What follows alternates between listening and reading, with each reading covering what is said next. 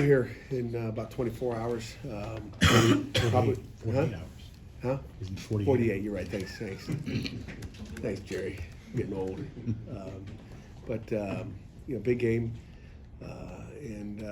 Probably big question is, how's Eli doing, right? Jerry knows. He knows how long it is till game time, but he knows I really don't talk about it. But he's not been cleared yet. Or I probably announced it last night on my radio show or called you up, Jerry. So he's not been cleared yet, but, so it'll be a game time decision. So we'll just continue to wait and make sure we take care of our guys. But, excited to get into this game. I think kids are excited. Should be a great crowd. Should be a great atmosphere. Beautiful day in Pittsburgh. Questions? You've had a little bit more success relative to the rest of the ACC against Clemson. I guess what's the secret? Well, if there was secret sauce, something we could, sprinkle on it, I don't know. I don't know what that success record is. I know what we are. I don't know what anybody else is. We know it's a good football team.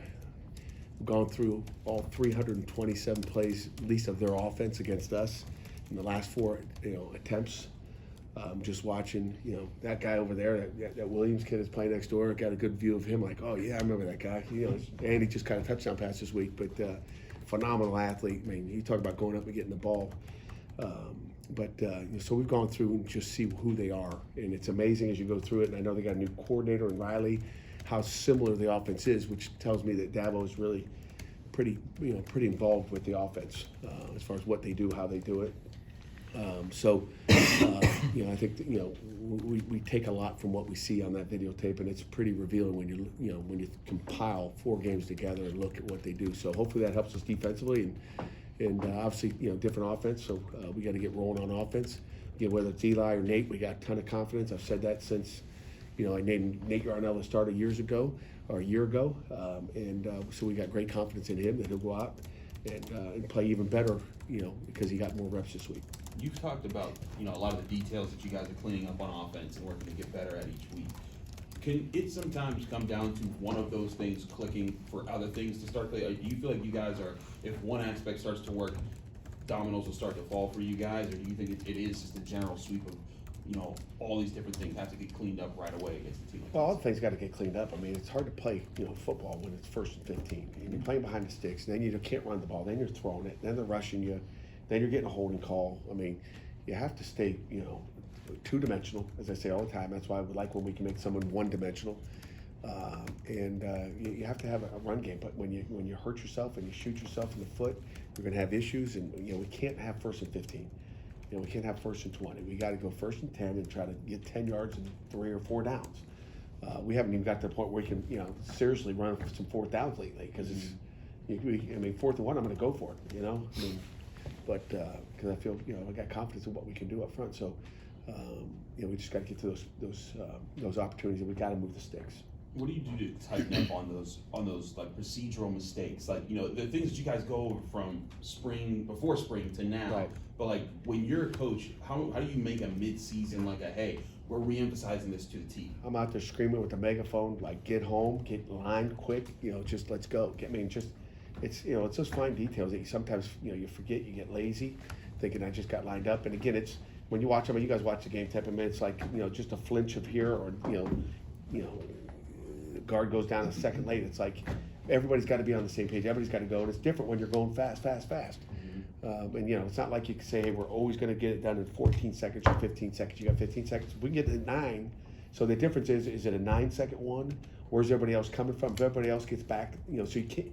So it's not something you can, exactly practice every day. Hey guys, we have 15 seconds to get back. Just get back and get your hand on the ground, or so it's going to be different every time based on where everybody's coming from on the last play, right? So that's why there's that gauge of you snap it between 7 seconds and 22 seconds. We're always somewhere in there, 50% of the time, but it varies based on how quickly everybody can get back and get lined up. Obviously, if receivers come from, you just write a go ball and coming back, it's going to take him longer to get back. Then your line gets back and you don't have those problems. But we just ran into, but again, it was tiny, and we've seen some of those tiny ones get totally ignored throughout the year, especially on the goal line, a couple weeks ago. What did you see from the receivers this week, especially in practice, especially after as many drops as they have, and who do you need to see step up this weekend? They all need to step up, because we're going to, when we do throw the ball, we're going to spread it around, not give it to one guy, but they all have to step up. I can't tell you I watch practice and see a lot of drops. I didn't see any last week either, though. So, we got to make it on game day. You got to, look it in, try to catch it first before you try to get up the field and gain yards.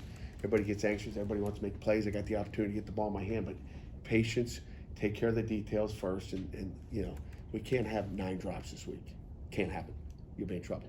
Every week, on Thursdays, you seem to be pretty satisfied with the week, how the week of practice went. Is there degrees of that, and what degree would this week involve? There aren't really degrees. It's either, it's funny. We talk about, winning grades, ACC grades, and everybody has a different level. And again, in the NFL, I was talking to Charlie Partridge a couple weeks ago, and I said, how do you grade your players? Is it average? Is it losing? Because we've got probably more than the NFL. He says it's either good or bad, right? And we've had good week of practice. You can't sit there and nitpick on every little tiny thing, which we do. But like it's not. I'm not going to nitpick and say it's a, on a scale of 1 to 10, it's a 7. I'm not. You can't grade a practice like that because there's so many things happening on, and there's so many equations that go into that offense, defense, special teams. But it's been a good week of practice again, and like every other ones, our kids are locked in, they're focused and ready to go. And maybe more locked in. I heard one guy say, can't wait to play this game. I'm like, well, how about last week? Could you wait to play that game? Is it because it's top 25 team? To your question, Stephen, I don't know, but I don't know. Maybe they think they're just giant killers and they just show up and beat a Virginia team, but just put it out there. And I tell them that a million times. That ain't gonna happen. You ain't that good. Nobody is. You better play. Do you have many weeks where you've walked in on a Thursday and not said it to us, but thought to yourself that sucked. We had a bad week. Have I ever? Have you had many of those in Never. the years? Never. Even last year, that was a sucky season. Let's be honest. But we still practice good. But you still got to. Still, do you have those guys that match up with those guys?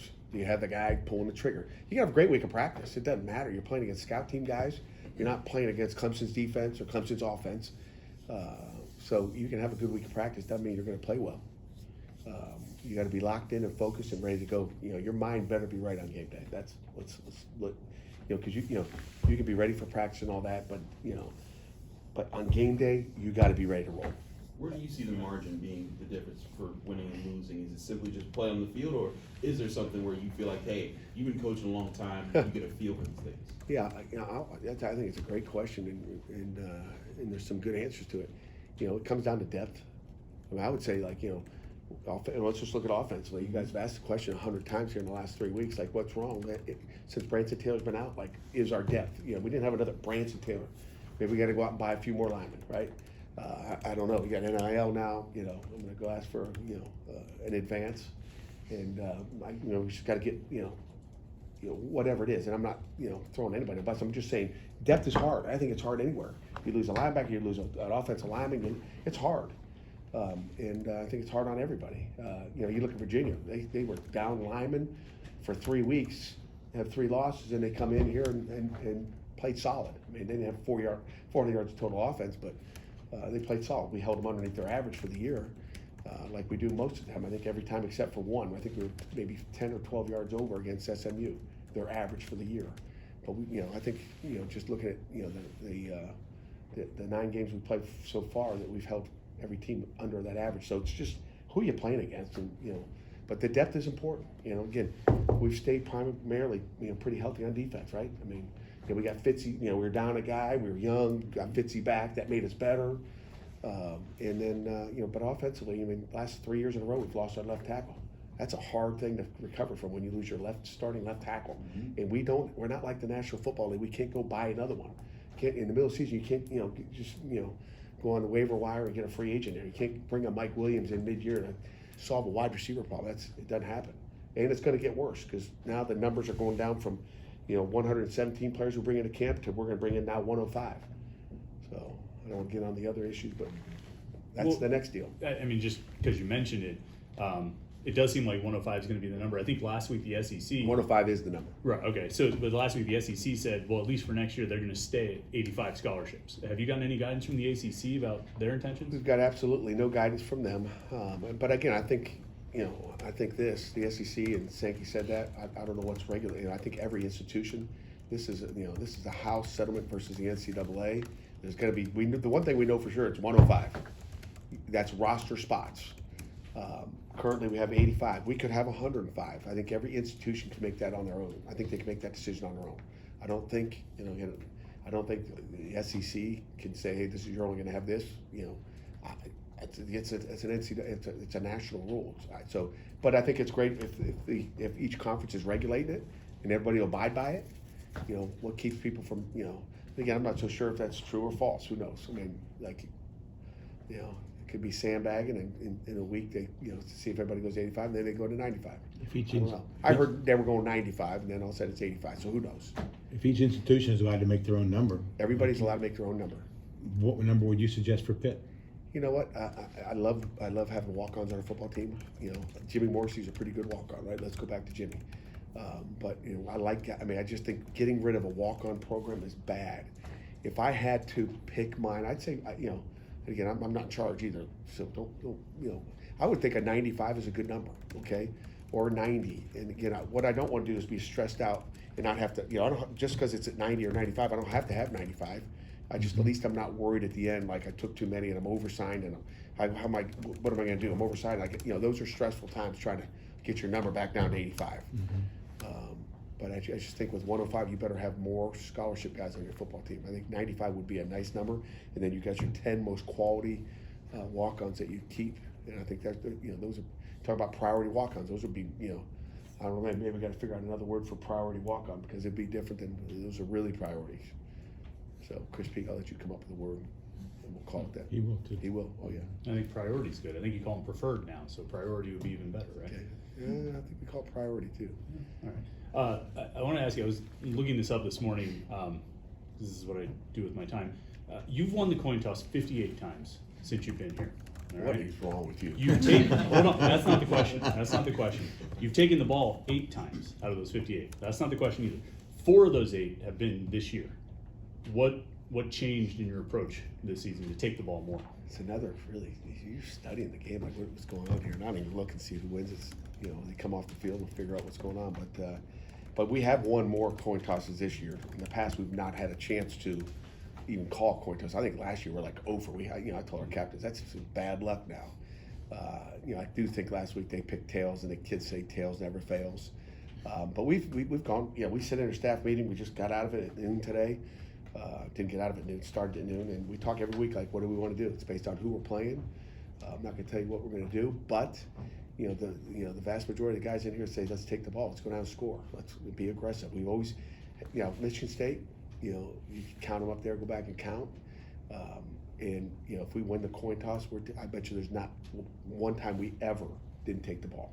It's, we started off young, and defensively we said, let's take the offense, going to score some points. We're going fast. Let's go get up on people, and it's great. I tell you what, it's fun to play defense when it's 7-0. It's kind of, so it's a feel thing, it's a weather thing, it's a wind thing. If you think you're getting second half wind, wind and rain. So there's a lot of things that go into it. But I do want to get the ball down to the Panther pit in the fourth quarter. That's one thing I want. Big plays are made in wins in that Panther pit area. So we like to be down there. A lot of memorable plays down there. How would you assess the play of the defensive line this season and recently, I guess, as well? Again, I think we've been solid. Is it flashy? Is it Rashad Weaver, Patrick Jones yet? No. But I think, they're doing a nice job. I think I like how we're coming off the ball. We got to make some more plays on reverses, and we got guys there.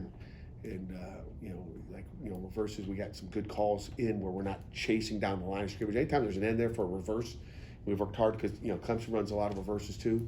So we've worked hard. But anytime the end is squared up, then you got to go make a play and turn it back into their help, we haven't played that very well as of late, but we got to, we're built to stop reverses based on a lot of things that we do and try to teach. So, based on the ends playing the reverse right now, not very good, but based on, I think we've been solid. Good. Anything else?